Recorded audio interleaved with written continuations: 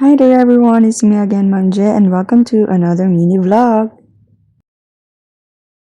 Sunday ganap muna tayo for today's video.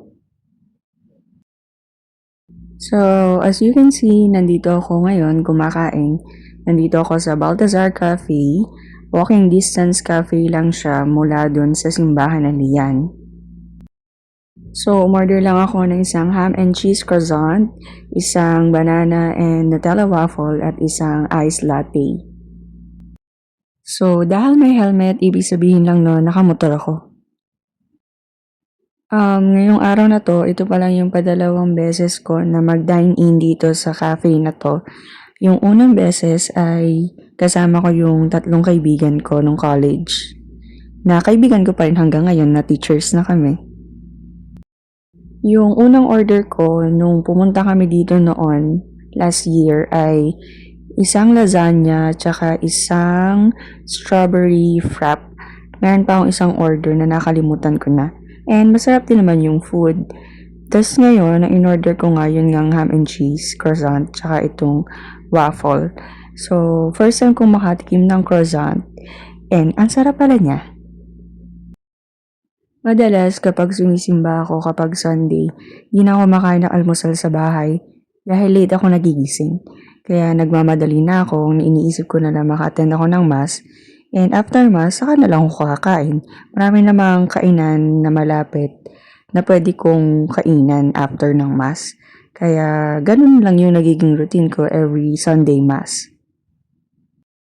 Minsan nagko-commute ako kapag medyo napaaga ng konti yung gising ko. Pero kapag medyo late na at naghahabol na ako ng oras, nagmumotor na lang ako kasi mas mabilis ako magpatakbo ng motor kaysa kapag nagdadrive ako ng sasakyan.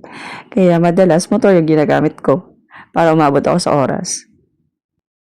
Dapat talaga kasama ko mag-rides ngayon yung pinsan namin, yung bunso namin pinsan. Kaya lang may kailangan siyang biglaang gawin. Kaya sabi niya sa akin, ate sa hapon na lang tayo mag-rides. Kaso naisip ko sayang naman kulimlim. And masarap mag-rides kapag medyo kulimlim, di masyadong mainit. Kaya sinamantala ko na, nag-rides na lang ako mag-isa. Gumala ako mag-isa, oo.